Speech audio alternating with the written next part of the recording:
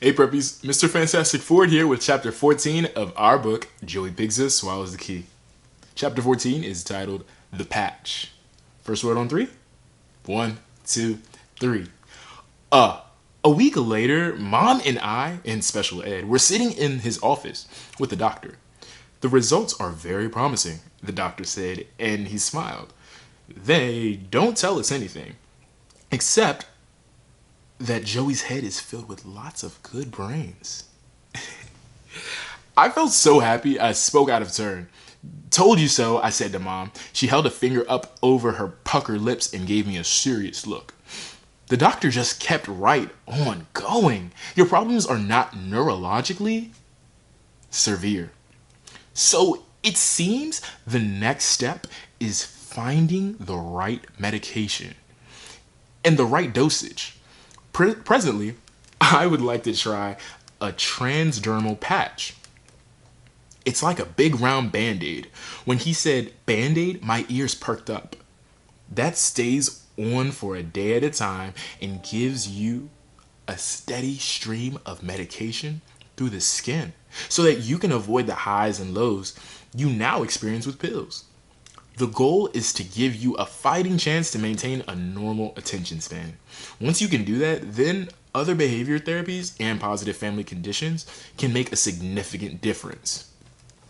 As soon as the doctor said family conditions, Mom bit down on her lower lip and uncrossed her legs, pulled down on her skirt, and crossed them the other way. I reached over and squeezed her hand because I knew how it felt to be trouble. I knew how it felt to be in trouble. The doctor and my mom talked for a while and he gave her some papers to read and to sign. Then he reached into his case and took out a box. He removed a paper packet from the box, ripped open the edge, and shook out the see-through patch. The first thing I thought was to use markers to make it a cool tattoo.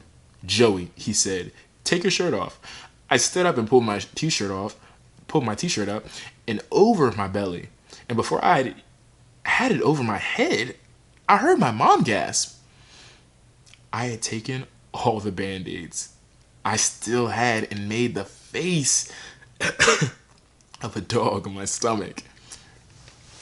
Don't worry, the doctor said to Mom. It's normal. There's not a kid alive who doesn't like band-aids. I want a chihuahua, I said, and grinned at special ed, and he was doing exactly what I thought he'd be doing, which meant my brain was working right. He was trying not to laugh. Last time he was so mad, but now everything was different. Instead of being sick, I was just being a kid. Now that I was getting better, people could like me more. We'll try to find one today, Mom said, and she looked down at her feet because she was a little embarrassed. I'm gonna put this right on your side, the doctor said, and he stuck it on and smoothed it down. Now, leave it on for 24 hours. If you have to take a shower, peel it off, then put it right back on. He looked up at me. I'm sorry. Then put it right back on. That's it for now. He looked up at me and smiled. You'll be okay, he said. You're going to be a part of a big test for a new drug that's already worked well for a lot of kids. But let your mom know if you feel dizzy or sick to your stomach, and we'll try something else. It's important to get it just right, and you are the guy to let us know. We count on you. I grinned again and turned to special ed. If you see me swallowing my house key, then you know it's not working, I said. I'll make note of that, he replied, and laughed a little bit. The doctor stood up and held out his hand. Very nice to meet you, Miss Pigza, he said. Likewise, Mom replied, and she smiled at him in a way that made me think she really liked him. Maybe she's wearing a patch too. I thought because I hadn't seen Mom look nice at a man ever. Then, special ed said, if I can answer any questions or be of any help, please let me know. That's very thoughtful of you, she said. I meant it, he replied, and reached for his wallet. He opened it and pulled out a business card and gave it to her. We all want the best for Joey. Call me if you need me. She unzipped her purse and slipped the card into an inside pocket. When her hand came back out, there was a tissue on it. She turned away from us and pressed it against our eyes. With her other hand, she reached for me, as if she were searching for something dark. Special Ed opened the door. "I'll see you tomorrow," he said to me. "We still have a few weeks left to work on behavior and homework." "You bet," I said. On the way to the elevator, I asked her if she wanted to date the doctor or Special Ed. "No," she said, and brushed the idea of it out of the air with her tissue. "Lord, no. You are all the man I can handle," she said. "I just like people who like you." She drew me to her side, and I pressed my face against her hip and stayed that way until the elevator opened. Those elevator doors open and close about 1,000,000 times a day. But when we reached the lobby and they opened for me, I felt they had let me out into something new. I just stood there thinking about whether I was finally going down the right path to being better. That getting better was really happening to me. That it was my turn for everyone to help. And there was no turning back to my old self unless I messed up. And I didn't want to mess up. "Come on, Joey," Mom said, and tugged at my arm because the elevator doors began to close. I snapped out of it and stood between the doors and held them open with my arms stretched out like Samson. She ducked under my arm and threw, and I jumped out right behind her. "I love elevators," I said to my mom as we walked toward the bus stop. "They make me seasick," she said. I remembered. Maybe it was the patchworking, or maybe it was what Special Ed had said. He had told me that all my problems were not because I was hyper. Some of it's because of attitude, he said. If you have a positive attitude, things will look a lot better. And he was right. Because even though I was still Joey Pigza and still taking meds and going to a special school for extra help, I didn't feel the same. I felt like Christmas was just a few days away, and even though it wasn't, as we walked down the street, Mom held up the box of patches the doctor had given her. "These are not Band-Aids," she said, tapping at the box with her fingernail. "I know the difference," I said. "I'm not an idiot. They took pictures of my brain, and I wasn't missing any." "Thank God," Mom said, and started fussing with the hair around my bald spot. And I had to pull her hand away. "It'll grow back," I said. "Don't keep messing with it, or I'll put a patch on you."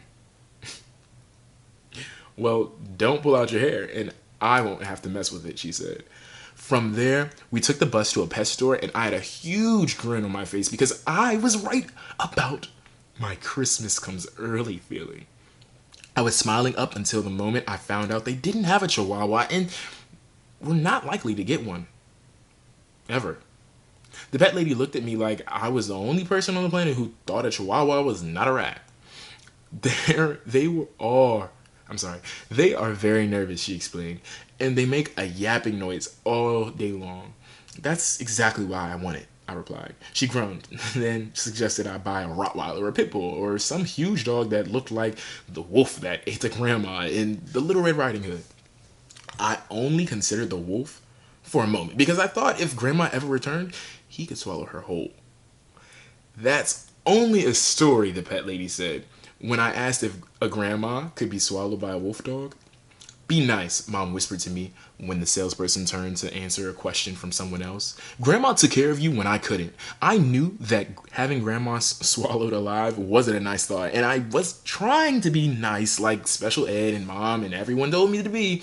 Of course, I still love my grandma even after all the awful stuff she did to me, which is scary that you can love someone who is not nice. I guess that it is getting better will do to a person. Make you forgive people who have been mean to you. So we didn't buy any of the dogs, and I felt really bummed out.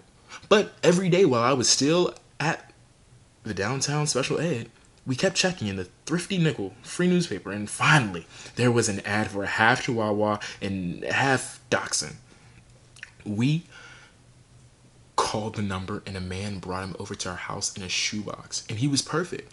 The dog was great because the Chihuahua half supplied most all of the good looks except for the really short legs, and the hot dog belly, and the Dachshund half made him a little less jittery, although he did yap a lot. I named him Pablo Pigza. PR for short. We were destined for each other because right away he decided to sit on the windowsill and wait for me and yap at everyone who went by. Mom said the yapping drives her nuts, and that's why she has to turn the TV up really loud. And she has suggested that I take one of my used patches and cut a piece off and stick it on Pablo's belly to see if it would calm him down. I don't think so, I said to her. Then snap a rubber band around his snout, she said. That thing is just like you used to be. You love me then, I said, but I don't have to love that dog, she replied. I picked Pablo up by his extra long belly and held him to her ear, and he licked it and tickled her. Say you love him, I said. Say it. Nobody can resist Pablo. He's just like me, messed up but lovable. She caved in. Okay, she said, I love him too. Don't say it unless you mean it, I said, and pressed Pablo's nose back into her ear. I love him, she squealed, and pulled her head away. I can't live without him. That's better, I said. Pablo and I feel much better now. All right, y'all, that's chapter 4.